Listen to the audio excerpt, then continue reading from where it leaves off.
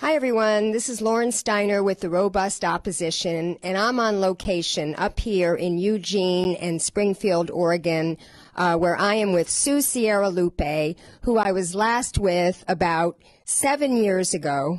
Well, 6 years ago, because I was here for the first anniversary of Occupy Medical when they were a mobile bus in the park in Eugene where Occupy was still standing.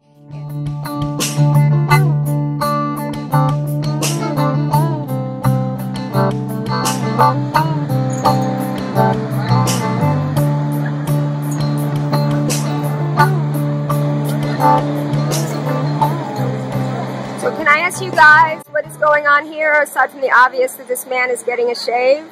Well, we're from Occupy, and we have a medical service here that we're offering. We also have dental care. Some weeks our dental hygienist isn't here yet.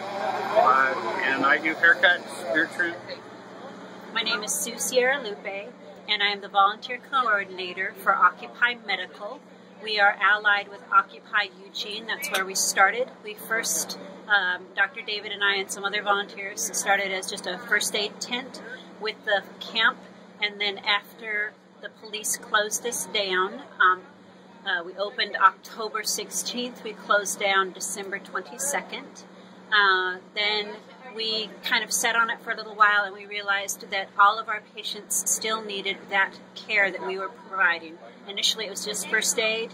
Then we started seeing more serious patients. People found out we were here and we were free, and we began dealing with patients that had grievous conditions that were not being monitored at all.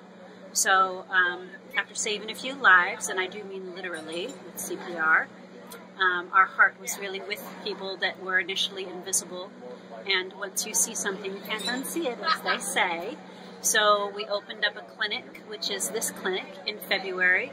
And some of my volunteers and I started working on a grant in March. And that was for the bus that you see around you. So we're working on another project where we can have lab results. That will be a match funds kind of situation. We give vouchers to people for free prescriptions for the first time. And we also are working with Riverstone Clinic to get people onto a list so that they can get free, managed, and preventative care. People come out of here with bottles of vitamins and places to go for free food and shelter and more complex services. It is our job to heal, and we have found that some of the volunteers that we have here often need as much healing as the patients that they serve. Basically, there's a war on the poor, and we are the MASH unit for the war on the poor. And the bond that we have serving these people has been instrumental in healing the broken community that we have been serving and helping the volunteers that come here to help others. That's what we keep seeing over and over again. People are just touched because we need to help other people. That's how you heal. And that's just what we do here. And I love that about this community. I've been coming to the free clinic ever since it opened. It's probably been probably 2 months. I've dropped in weekly, maybe missing a week or two. But I've been here. I mean, you're talking with the van. Since the free clinic opened, since Occupy has been open, for the year, I've been affiliated with Occupy for about a year now, a little over about a year. Medical-wise, the issues I've had to deal with were a broken finger,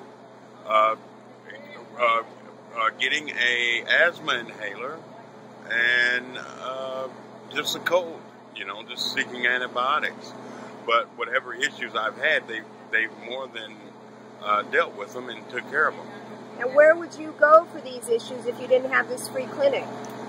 I would probably have to sit at home or sit somewhere and have to probably fight it out, or if not, succumb to it, If you want to survive on the streets, you need to be invisible. And that means not complaining about your conditions. So people are used to just suffering. They're really, really good at suffering, and that's how they survive. And if we can offer a clinic, deal with just basic wounds, People can get used to the idea that they can ask for help and that they are worthy of help. And that's a big life changer. If you have that idea in your head, you can pick your life up and you can move on. How do you find the attitude of the caregivers here compared to other medical professionals that you've had to deal with in the past? I feel their attitudes here are fun. They know what's going on with us, with those that are out here without the health insurance. They're more, I guess you could say, carefree. They smile when we come in, and they're not stuck up and stone-faced when we come and speak to them. Yeah, they're very good people. I like them. Well, we serve approximately 20 patients for every 4-hour shift. Did you need my help? Yeah, so where does she go? She's got a script in her hand. What's the next step? Okay. She goes to James. Oh, that's good. Yes. That way or out that way? Whichever, yeah. And what do I do with her? With her chart, James will take that initially, and then he'll give it to me. Okay, thank you. That's one of our volunteers. We have 5 doctors, volunteer doctors, and I think about 10 volunteer nurses right now. Well, I'm Bill, and I'm a student nurse and helping with the Occupy medical effort since Washington Jefferson Park. When I heard about it, it was something that I wanted to go help out. I knew that it was essentially addressing kind of economic injustice, and I thought the best way to do that was to go help out in the clinic. So I went down and started volunteering there, and I've been doing that ever since. What kind of reception have you gotten from the city of Eugene? Well, one of the most wonderful compliments that we got from them is that they kind of claimed that one of the great things they are doing for the homeless is providing free health care.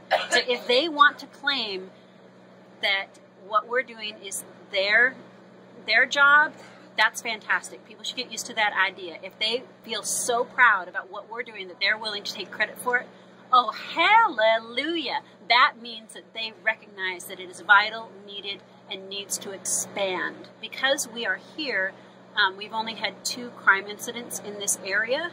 Since every Sunday, there's only been, since February, 2 crime incidents. So that is a huge dip in crime. And I know for the rest of us, it's fairly obvious. You take care of people, they're not in pain, they can make better choices. Duh, right?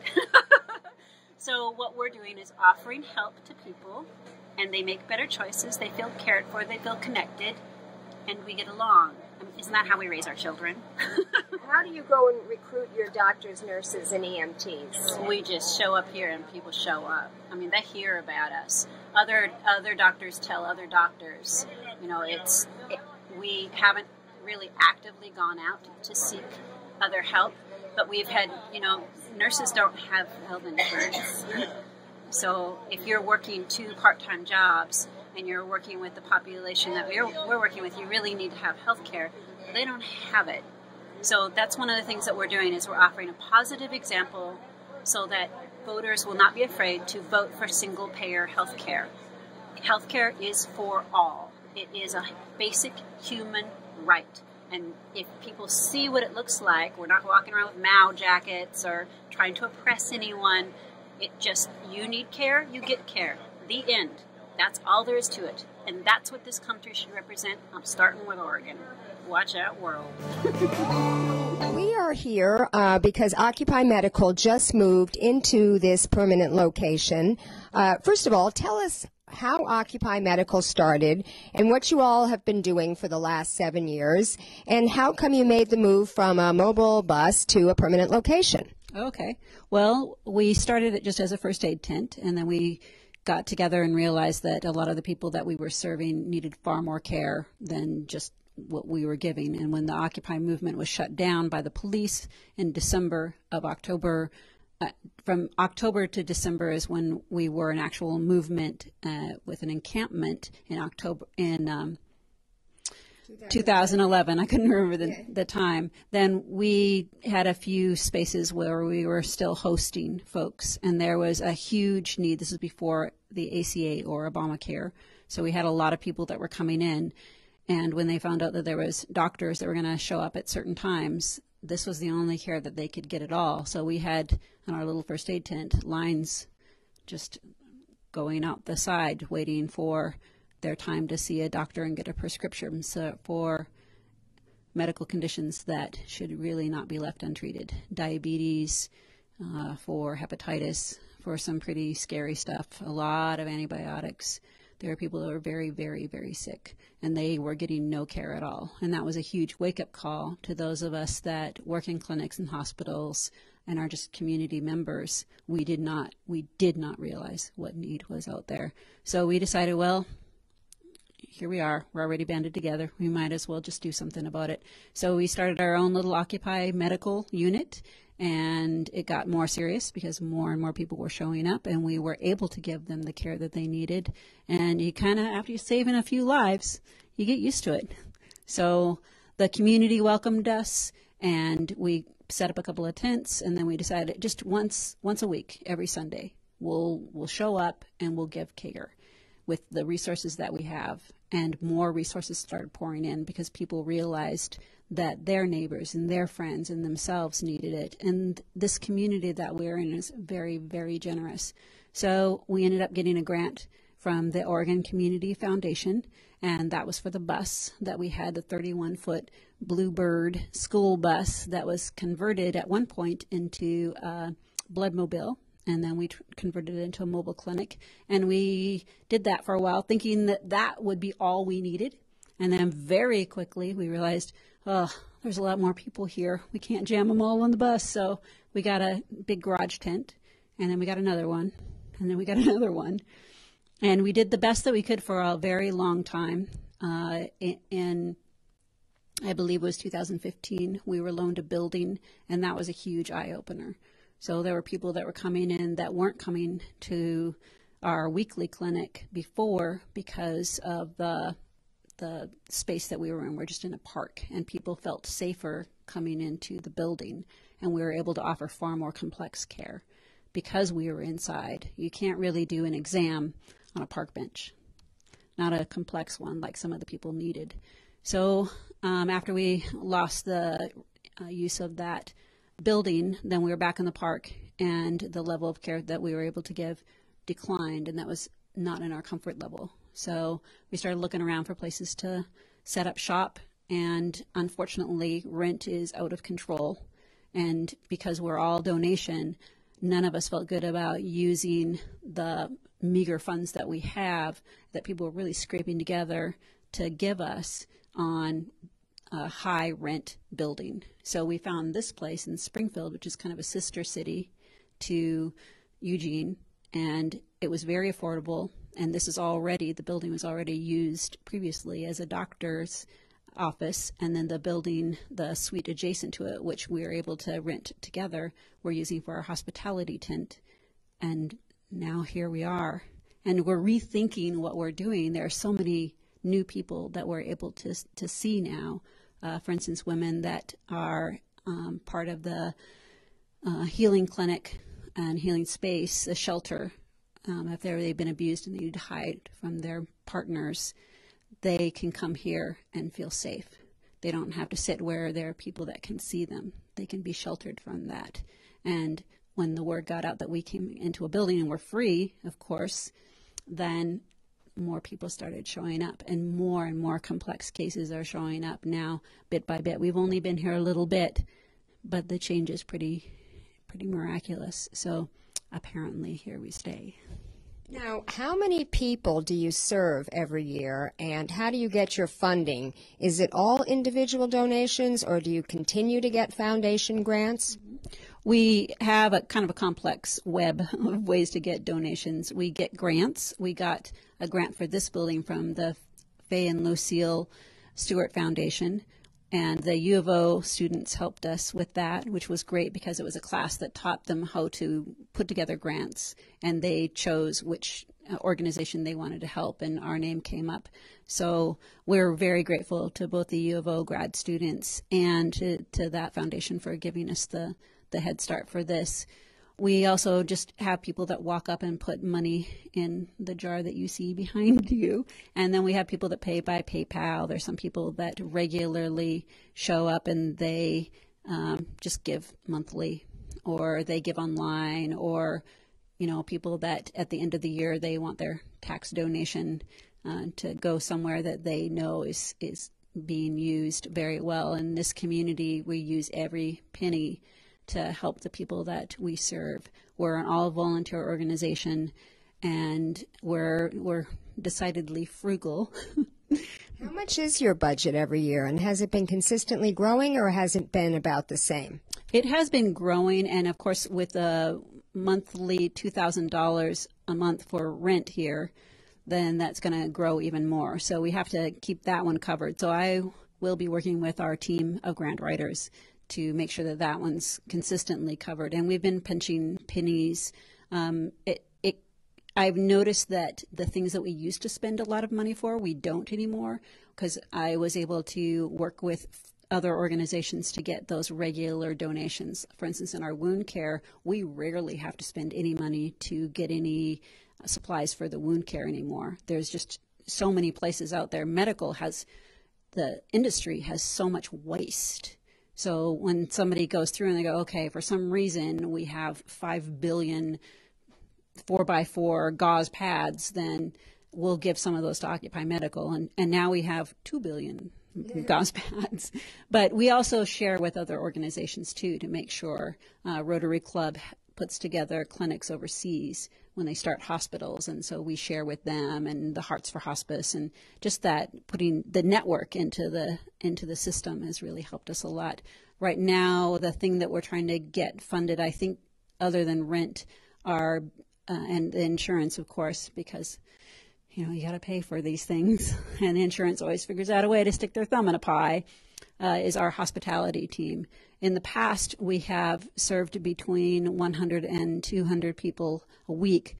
Things like food, socks, hygiene items, and I suspect as the winter shows up, then more people will be showing up for those things, and that comes at a cost. Of course, we're getting the least expensive but the most helpful possible. The thin cotton socks in the winter are not helpful. That will give somebody frostbite, because it'll just be wicks. So what is your annual budget, and how many people do you serve? The annual budget at this point seems to be about $35,000. It can really range. So we'll see. I mean, we'll see. How many people are you serving? In the past, see, we just moved. So it's kind of hard to say. Right now we're in a transition time. We're not serving as many people while they're still trying to get used to us, because we're in a different community and we're becoming more of a clinic that people are journeying to find. There are people that walk here. There are people that bike here. There are people that bus here. For some folks, it's difficult to come from where they are. But when we were in the park blocks, we had people that were walking from Coos Bay, which is a 2-day walk, to get to us. So it seems that no matter where we are, we're going to have people having a hard time trying to find us. So we no matter where we are, we'll just try to stay put so people will easily find us. Well, how many people have you served in the past years? Oh, I'm sorry. So for the medical part, between 40 to 60 patients during a 4-hour clinic.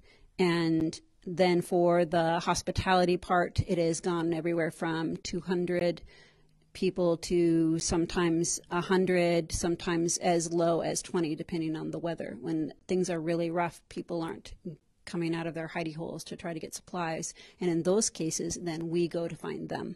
No, but I guess what I'm asking at is how many discrete individuals? Oh, I'm sorry. We've had 9,000 patient visits in the last 7 years. But how many of them are the same patient coming back? I'm not entirely sure about that. One of our big things that we are very excited about is that we have people that come every single week. So they have chronic conditions like leg ulcers, for example. People that have diabetes and they're living on the street, they need to have those leg ulcers washed and dressed every single week, or they're going to lose their leg. So for them, they're coming every single week, and sometimes we're working with them to make sure that they get care during the week as well. And we'll have that information on our website so people can take a look at that. So what would you say the top three needs are, conditions? You've just mentioned diabetes. What are the other major ones that you're dealing with on a regular basis? Hypertension, anxiety, bacterial infections. The range is with wound care. It can be anything from people that have weather-related issues. For example, frostbite, which in this particular area, we only see frostbite with people that are unhoused because everyone else can go in. It's kind of a temporal condition that people have as far as being able to dry themselves. We see lots of foot rot, often called trench foot. We see a lot of fungal infections just in general, bacterial flu all the time. We give out vaccines every year. We give out, it seems like stuff for high blood pressure is a big one. How do you handle medication? We have prescribers that fill out a prescription where it is appropriate, and then we also have supplemental items for people. For the unhoused, for example, their stuff gets stolen all the time. They don't have four walls around them, so having an herb on them is something that they don't get marked for. So if you have, for instance, with our people that have epilepsy, having something that has street value that also helps them with their seizures, and it's a prescription, that puts them in a very difficult spot. So they're more likely to have seizures because they don't have that medication. Additionally, when they have the seizures, then they get robbed. So they're already targeted. And giving people something that will also help them, not only giving them the prescription, but giving them something that's going to help them be healthier.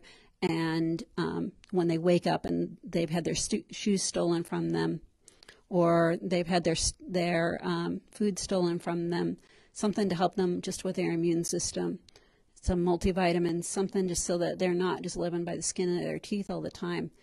That kind of stress for some people, that helps them be healthier and make better decisions. For our people that have chronic dental issues, that's something that we see all the time. Giving them a mouth rinse it's antiseptic. Give in addition, even amoxicillin, which is a common antibiotic, has street cred around here because everybody else has dental infections. So there's no fluoride in the water here. So we see a lot of dental issues out here, and it gets really bad. People can't move their neck because the swelling is so bad, and it's heartbreaking, and it kills them. So letting people have something that will boost their immune system and also serve as an herbal antibiotic in addition to what the other things that they're taking. We've got herbalists, nutritionists, and doctors and naturopaths working side by side with each other. We're checking to make sure that things aren't counterindicated, and it's for the good of the patient, and the patient is making the choice as to what they want.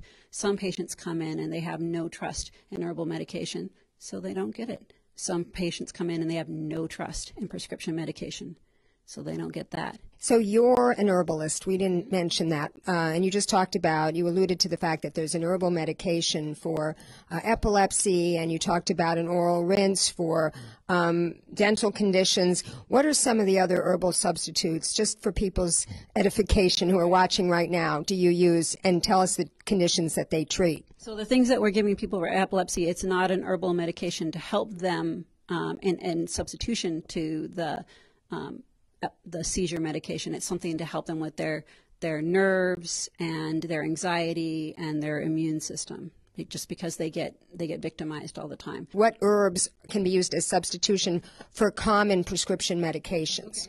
There are people that have trouble with their blood pressure, and many people get checked out. They get their lab work done, and they notice that they have really, really low magnesium, which is a common thing that we see. So for those people, offering them some magnesium supplements, talking to them about food that they can use their SNAP benefits to buy. For example, cashews is really easy to put in your pocket and walk around with. And blueberries, dried blueberries is really good for helping to regulate your blood sugar. It's also helpful for people that have diabetes that start degenerating their eyes. There's all kinds of things that we usually start with nutrition first, and then we move to other options. And there are things like hawthorn, which is really great for helping regulate blood pressure. And we see the thing with some of these herbs is it takes a while for it to have an effect. So we see people come in after a month and they're like, I really like the numbers that I'm seeing and I'm feeling better. And it's like, yeah, well, it's good old-fashioned flavonoids. Yeah. So, you give people options. They choose the thing that works for them. They keep trying it, and because everything that we're giving to people is free, it's easier for them to choose. Capitalism doesn't make the healthcare choices for them. So all of these donated items, when I was talking about our budget, many of those things that are donated that we work into our budget, they're in-kind donations. So we don't have a cash budget of the $35,000, but with all the donations that we get for in-kind, that's what really turns it for us. Yeah. What do you think, speaking of capitalism, what do you think of that guy the other day, not Martin Schrekel, who's in jail, but the other guy who heads a pharmaceutical company who raised the price of a generic drug 1,000%, and then he said he was morally obligated to do that? It's immoral to charge people more money so that you can get rich. And the people that need the medication have to scrimp on groceries, have to scrimp on help for their children just so they can make it through the day. We see people come in over and over and over again that can't afford their medication. They just can't afford it. Their insurance might cover a certain amount of it, but it's not enough. And so we have people that walk in here and they have this kind of fruity alcohol smell because their blood sugar is just sky high. We've had people come in regularly, and when we're testing their blood sugar, it's like 600. That's what happens when you go into a coma. But they can't afford the medication that they need. Talking about dental problems before, do you have dentists that come in and provide free dental care? Do you have therapists who come in and provide free mental health care? How does that work? Yeah, we have a regular team of counselors and social workers that come in every week and offer care. And dentists, it's a little bit different. You can't just stick them in a bucket chair with a pair of pliers. They need their own setup. So we have a grant from the Oregon Country Fair. That was just this year, and we're going to rent a dental van, to come in here and offer care again. And we are able to get 20, sometimes 25 people in an afternoon taken care of. And of course, most of this is extractions. We would like to do more fillings, but at this point, by the time people get to us, there's not much left of their teeth. And some of it has to do with addiction issues. Some of it has to do with just poor dental hygiene. Some of it has to do with people that have other health conditions that start to degenerate their teeth. Some people, they just have the bad luck of being born with really soft teeth. So we have people that are elderly, but they're not old enough to qualify to get dentures taken care of. Or, I don't even know if OHP even covers dentures for the majority of the population. So they've been kind of holding on to what teeth they have so they can eat something. Yeah. And then by the time they get to us, they've got huge infections and they can't eat anything anyway because their gums are so swollen and bleeding. Mm-hmm. So being able to offer those services to people, in addition to having a doctor right next door, till we can deal with some other issues that once you get infections in your gum lines, you'll see other problems, like high blood pressure, for example, dealing with pregnant women that come in that also have issues with their blood pressure and they need to have their teeth taken care of. That's a medical emergency. What about the opioid crisis? How are you seeing that in the last 7 years since you've been running that? Has that increased, and how do you handle that? Well, there's a lot of people that have been on a form of opioids for a very long time. The heroin issues here in Oregon are pretty astronomical. The meth issues here are horrible, and the reason why people have that is oftentimes they start out with an opioid to help with their pain issues, and then the prescription runs out, so they go to something which is pretty much the same, but it has it's cheaper to buy it from the street. So we have a lot of people that I personally have worked with to try to help them get off of opioids. We do have a clinic in town that specializes in that, but sometimes when someone's coming off of an opioid, they just need someone to be on the other side of the phone line with them. So we provide whatever help we can for folks.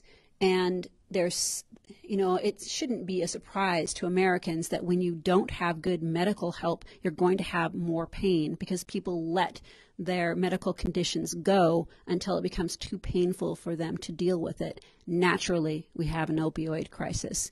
And just saying, well, we shouldn't prescribe opioids isn't even touching the problem. That just means that people are going to go to street dealers and get their pain medication from them. And at least in Oregon, one of the things that's been touching it is that cannabis is now legal. So we have CBD, medical marijuana. We don't prescribe that here because it is a scheduled med, but there's a lot of people that's their pain management. And I know that the addiction issue is a big one. People are talking about that a lot, but the addiction issue is more often just handled not chemically, but really just by providing a softer place for people to grow and prosper, so they feel like they're better supported by their community. They don't feel so lonely and isolated. And when people aren't in pain and people are fed and people are nurtured, they have many more options available to them, and they're better at making choices. But if you stick somebody in a corner and you don't deal with their medical conditions or their dental conditions or the pain that's going on between their ears, you're going to have some really bad choices, and everybody suffers for that. Well, you see the rise of drug abuse, alcohol abuse, suicide, related to the economic conditions. I mean, the average wage under neoliberal capitalism has not risen in, 30 years. Yeah. And so what's happening is, and then, the kind of jobs, the well-paying jobs that you used to get in manufacturing when all you had was a high school education, and you could afford to own your home, your wife not work, send your kids to college, that life is gone now. So there's a lot of people that feel incredible, like you say, the pain between your ears, not even having been prescribed an opioid pain pill for a surgery or whatever, which they give out like candy now, which they didn't used to do, I think is a reason for it. So final question. We were talking about single payer, and I was relating to you how California almost got a single payer bill passed this year until our Assembly Speaker Anthony Rendon killed it. Tell us where it stands here in Oregon. Well, we've got a good start. Quite a long time ago, people decided that they just needed to study and find out whether single payer really would be an affordable option. Now, those of us that work with medically sensitive people saw that a little bit differently because we already have all the information about whether it works or not. So to say now we're going to use taxpayer money to fund new studies about something we've already studied, I agree that we always need to ask questions, but why don't we just take the information that we have and help the people that are currently dying under lack of care? And then, if single payer doesn't work, give it the good old college try, at least you save some lives, no loss. And abandoning people medically is far more expensive than it is to treat them. Right. It's best just to go for the most kind option. I feel that it is always best to lead with kindness. You never lose. And it is not enabling to help people survive. It is not enabling to give people options. That's just being human. Right. And as Alexandria Ocasio-Cortez said, no one should be too poor to live. Right. And on that note, I'm going to give you the mic, and you're going to give us a quick tour of the facility. So when people come in, they'll walk into our clinic, and noon is when we open for business, and they'll start here. We'll get their intake information started. It's a real basic process. Then they'll come in, and we'll figure out what their primary complaint is, who they need to see. People get a variety of different options. Some people have been coming to us for a very long time, so they just need more of the same. So, for example, there are people that came in. Everyone has to see the doctor initially, but there's no reason to diagnose every time that they come in.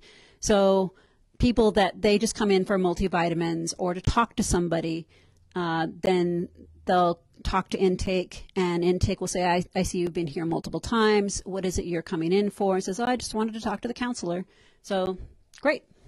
From there, they can go to our support services, which is just a listening room, and triage. Everyone gets triaged. So even if you're coming in, sorry, I'll turn on the light.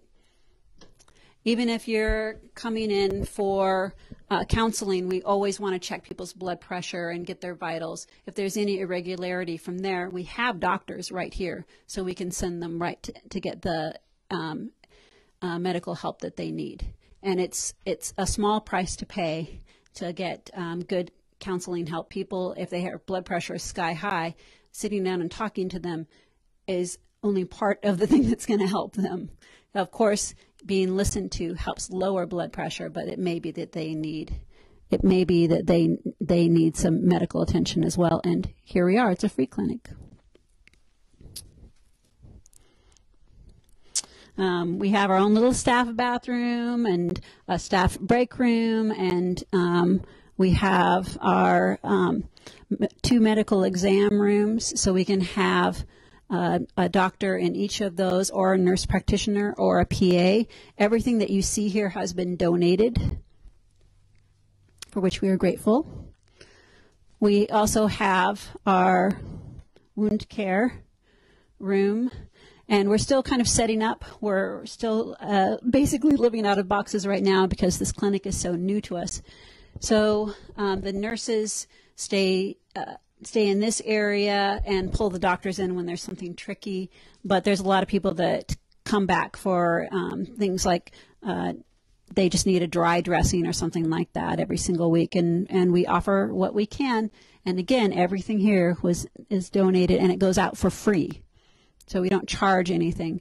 We have a bunch of herbal medication and nutritional supplements, and it makes a big difference when you're talking to people. And of course, over-the-counter medication, it makes a big difference when someone is talking to you about what you might need if they already have the medical information that they need, and also know how these herbs work and how they interact with medication, existing medication. And it's really nice for people to be able to start slow if they're pre-diabetic, things that will help them control their diabetes, things that will help them with we can talk to them about ways to control their diet, and other things that will, like, what's one of the reasons why you're eating sugar all the time? What are some of the things in your life that we could help you with or provide resources, because we're not the only agency in town, so that you can get your life back in your own hands. And when people do that, they start to feel like there's so many other things that they can do to change their lives. So, if you're just starting with a multivitamin, that's fine. I know a lot of people say, well, most people don't need multivitamins. The people that we treat do. They are very sick.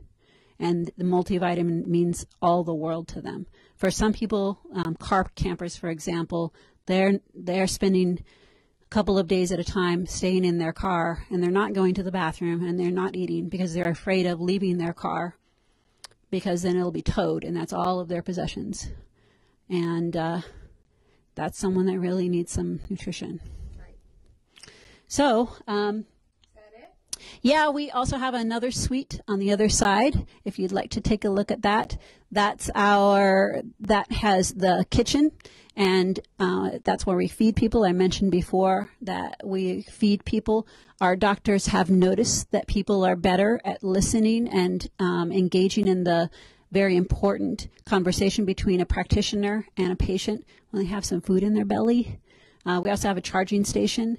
It's so important to keep people connected. You can't tell someone, well, why don't you go back home to your family if they can't call them? Why don't you get a job if they can't call for a job? So just charging up a cell phone is a really important way to help people get their lives back. And you'll notice I'm talking more about things that help people with their health that aren't just a prescription. We have a lot of people that are unhoused that become housed because we are able to offer them nutritional help to be able to get them in a place where they're able to think a little bit better about the choices that they're making, and that they just feel supported, that they have someone that is listening to them every week. And I think listening and validating people and acknowledging that they're struggling is probably some of the best medicine any of us ever give. Do you also work with other social service providers, people who try to get jobs for the homeless, housing for the homeless? We're not trying to reinvent the wheel. There are job services that are available, and for some folks, they can't get to them. Either they're banned from the bus, or they just, there's physical things in the way. For example, people that need to get to a clinic, you would think that they would just get on a bus, but if their electric wheelchair is too big, it doesn't fit on there. Taxis, there's only one taxi, not one taxi company, one taxi, physical taxi that is big enough to put somebody on there that has an electric wheelchair, and they can be kind of hesitant about putting people on if they also have a dog or other things like that. We've run into that problem before. So problem solving for those little sticky wickets has kind of been what we're really good at. And our organization has a lot of spin-off organizations. We have a free monthly clinic in Veneta, one of the towns that's down the road towards the coast from us, that they started as part of Occupy Medical. We have another organization that their job, there's a spin-off from us too, and they just do laundry for people.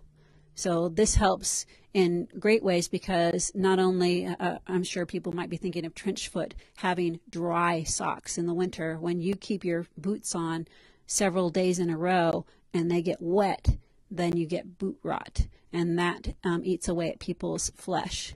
So, and that eventually leads to amputation, which we are really trying to avoid naturally. The laundry service of being able to offer clean and dry socks has been astronomical. Also, just having nice, clean, dry clothes for people during the winter. It really rains a lot here, or because the seasons can change a lot, and people that are unhoused, everything they own is on their backpacks or in their pockets. To have a T-shirt when they were ready for winter, so that they don't die of, heat exhaustion or heat stroke. All of those options, you just don't think about a laundry service as being so important, but it's vital for health. These things that we as a society have put together, many of them I consider luxuries because I think, I would be fine without it. The reason I'd be fine without it is because I have a house. I can wash my stuff in the sink. If you don't have a sink, you're done. Yeah. We don't have that many water fountains around this town. So a couple of years ago, we had trouble with people that were getting sick because they were drinking out of puddles. And that's naturally not very safe for them. Yeah. So being able to pass out water when we're passing out food was a real good lifesaver for people. When you think about people that are dehydrated and they have diabetes, that's when you run into those really astronomically high blood sugar problems. And then they pass into little diabetic comas, and that's something that we also really want to avoid. So all of these organizations together, we work with as best we can, and people need all hands on deck. Yeah.